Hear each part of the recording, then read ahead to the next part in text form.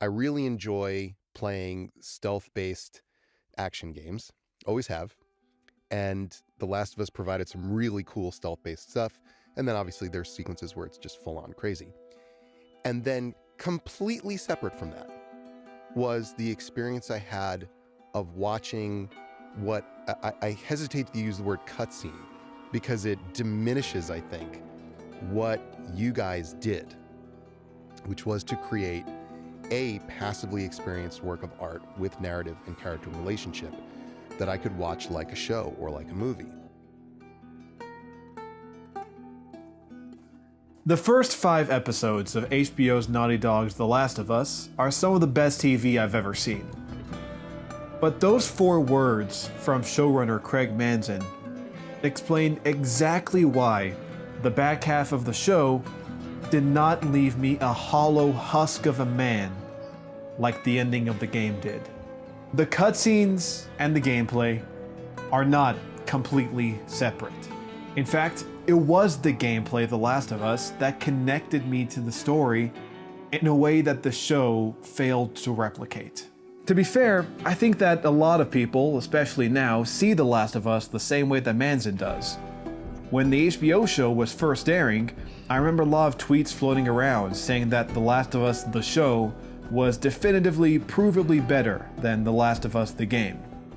If you've never played the game, then that might make sense. Isn't the game just the same story, but with more shooting and looting and less gay strawberries and realistic depictions of panic attacks? What could it possibly have to offer that the show doesn't? Well, us gamers know the answer. The game has the most emotionally devastating giraffes known to man. But before I can explain why the tall horses made me rethink my life, we have to talk about Naughty Dog for a second. When you look through their catalog, it's pretty clear that Naughty Dog understands how just a few key features can give a game a unique identity. When you think of Crash Bandicoot, you think of platforming and tightly designed, challenging levels. When you think of Jak and Daxter, you think of exploring a massive, seamless open world. When you think of Keef the Thief, you think of the thiefness of Keef. When you think of Uncharted, you think of huge, playable cinematic set pieces. And when you think of The Last of Us, you think of Joel and Ellie. It was a bold decision to lean into marketing a game primarily on narrative depth. They didn't really do anything new on a mechanical level, at least not like Jak and Daxter did. The game is so focused on giving you a tightly controlled, refined narrative experience that it doesn't have room for a big gimmick like the Nemesis system in Shadow of Mordor, or Mickey's Paintbrush in the Disney's Epic Mickey game for the Nintendo Wii console. Gameplay in The Last of Us serves as a bridge between the player and the character. It doesn't matter how good of an actor Pedro Pascal is, and he is very good, but when he's on the screen, he is Joel. When the controller's in my hands, I am Joel. To be fair to HBO, the other co-showrunner / director of Jak X, Neil Druckmann, seemed to get this. Where are the things that we felt like the game is doing something that would not work on the show? And usually it was surrounded with a lot of action, because for the game you need that kind of gameplay, and you have to have enough gameplay to understand how it works and works on an instinctual level to create certain emotions that you just cannot create in this other medium.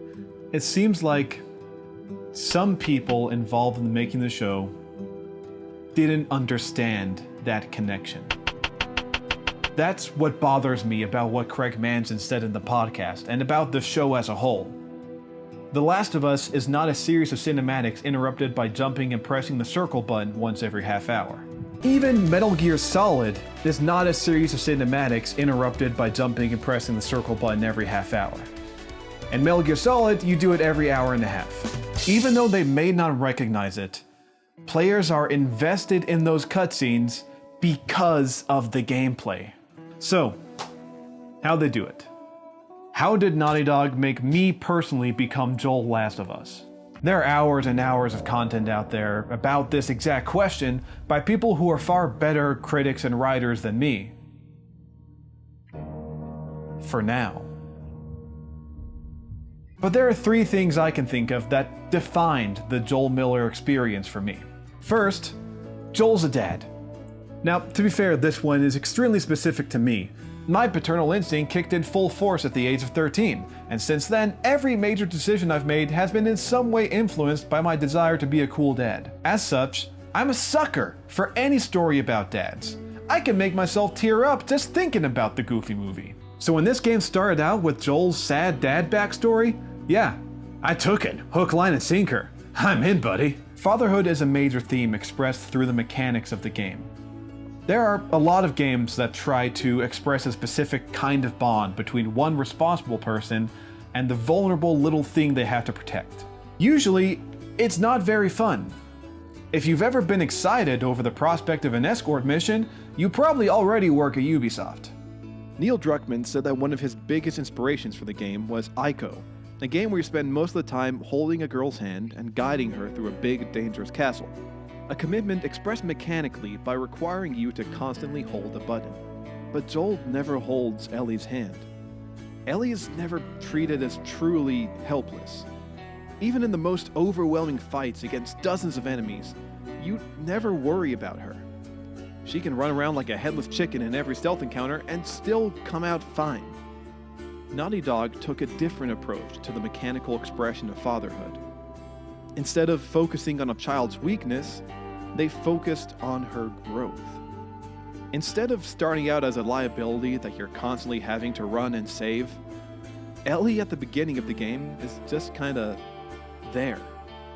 Just like Joel, you don't really care about her. You just take care of yourself and it usually all comes out fine anyway. But over the course of the story, Ellie learns from Joel, from you. She'll pull zombies off of you. She'll take out the one guy you didn't notice was flanking. She becomes more and more useful, and as she does, you pay more and more attention to her. As Joel lets himself get closer to her narratively, you appreciate her presence more mechanically. Second, Joel can die. In my playthrough, he died a lot. I saw this man's throat get ripped out at least a dozen times. There are hundreds of ways that shows and movies can establish the danger of a situation and let us know what's at stake. The show has its fair share of tense moments, but for me, nothing HBO's Last of Us did was as effective as just letting me see how easily Joel could die. There's a huge gap between knowing that thing could kill Joel and having been shown exactly how that thing would kill Joel. Death in The Last of Us isn't super punishing. At most, you only ever have to replay a few minutes of gameplay. But that lost progress and the gruesome game over animation is enough to make it something you really, really want to avoid. Even though The Last of Us controls a lot like a heavier, slower Uncharted, Naughty Dog lifted just enough mechanics from survival horror games to give combat encounters a scrappy, desperate feel. You never have enough of anything to just use it without a second thought. Going through this encounter in the graveyard in Billstown, I found myself carefully planning my exact route to minimize my resource usage. I carefully, slowly lured zombies to specific points to Molotov them. I waited for the perfect shot with my bow to make sure I could get the arrow back, because I knew that if I missed just one shot, I'd have 5 zombies chasing me into a corner, where even if I did manage to fight my way out, it'd only make my next fight even harder with even fewer resources. You never have enough of anything. Except for bricks. There's always enough bricks. Third, Joel can never die. Yes, you die over and over, but you always come back. Joel grits his teeth and gets through it. Your repeated deaths start to feel like obstacles that Joel can and does overcome. At the same time that you're seeing Ellie through Joel's eyes, playing as Joel makes you see him through Ellie's eyes. He is unstoppable. He will power through anything to do what needs to get done. Joel is a machine of deadly efficiency, which makes it all the more shocking when that machine breaks down. Just over halfway through the game, while you're trying to track the Fireflies down, you get into a shootout that starts like any other combat encounter in the game. Except this time, Joel gets into a fight that ends with him falling from a second-story balcony and getting impaled on a piece of rebar. Even still, he fights back up, and you control him as he forces himself forward, inch by inch, blacking out from severe blood loss, but absolutely refusing to give up until he knows Ellie is safe. Then, Joel blacks out. And for the next several hours of the game, or 2 episodes of the show, Ellie's on her own. 1 second, you're an unstoppable force. The next, you're a scared teenager, alone in the woods. And then there is one moment in time towards the end of the story where he would get so incapacitated, this is how it was pitched, that the roles would flip, and then you would play as this girl protecting this man. So to me, like, almost the entire story hinges on this sequence. And he was right. When the show buffed this part of the story, I was out for the rest of the season. So, what went wrong? Show Joel is not the unstoppable behemoth game Joel is. It's true, the show is trying to be more grounded and realistic in terms of violence. But even by that standard, show Joel rarely feels like he's anywhere near the same level as game Joel. The writers tried to establish Joel's hyper-competent, lethal, unstoppable killer side with Tess in the first few episodes. She's kind of treating him like a child. Yes. And that Yep. makes him feel so dangerous. Yep. And I love that. I love that dynamic between them. Like, she's one of the few that can control him. She's I'm like so glad you the said Joel that. whisperer. It's that was But honestly, I never picked up on that. HBO Joel mostly just feels like a regular guy. He never achieves the same heights that game Joel gets to fall from. Even if they wanted to keep it more grounded, then the big Joel gets severely wounded scene just feels limp. When I see one scene of a character falling off a balcony and getting impaled, and another of a character realizing that he's been stabbed a few seconds earlier, I can pretty easily tell you which one has more impact on me. And yes, I understand the point of revealing the injury like this. It's showing that Joel was so laser focused on protecting Ellie that he didn't even notice he got shanked by a bat. In the game, Joel suffers this cataclysmic injury, and you keep playing as him. You're losing control every few seconds as he blacks out. You're hardly able to aim, but still fighting your way out no matter what, eventually leaning on Ellie to support the last few feet of your escape. In the show, Joel gets stabbed off screen, gets on a horse, and falls over while a sad song plays. When the two Joels are gone, one leaves a far bigger hole in the story. Everything after the sequence comes to define Joel and Ellie for the rest of their stories. The dynamic between the two of them is never the same again.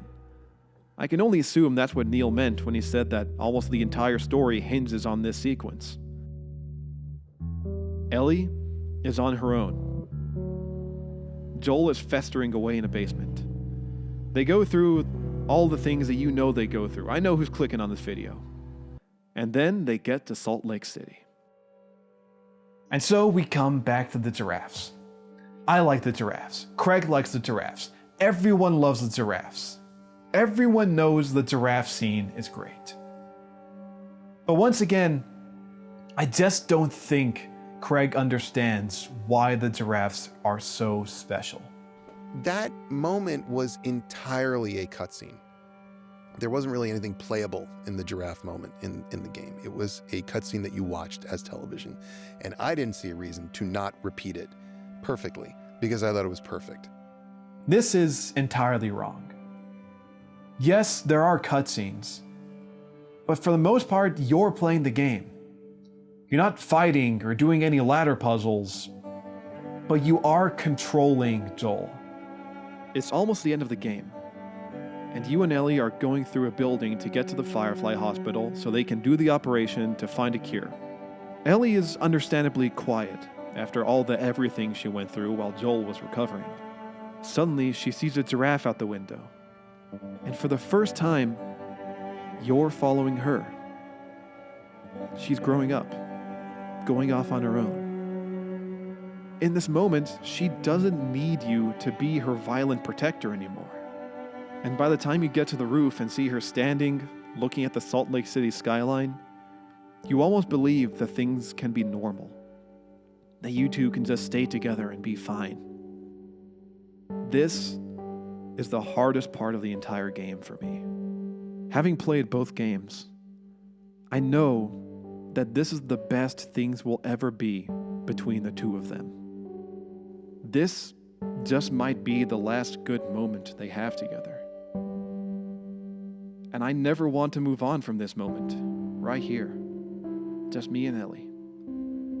I want to keep believing that things can be all right, that we won't have to go through the end of the story again, that maybe we can just walk away and leave all this behind.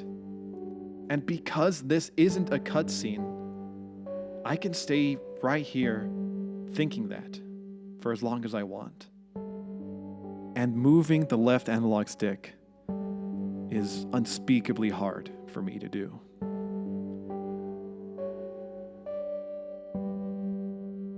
When the show reached this moment, I felt like I was watching a cutscene. The actors were there, looking at Salt Lake City. They were effectively expressing the same emotion. The same music was playing. Everything about it is good and well done, and will probably give someone who doesn't know the story a feeling very similar to mine. But when I watch it, it just doesn't have the weight that the game did, of all those impactful moments leading up to this emotional climax. All the little changes added up to this Joel and this Ellie feel like different people from my Joel and my Ellie. The show took away the waves of enemies, the intensity of the fights, the hours I got to spend just being there with Joel and Ellie, and replaced it with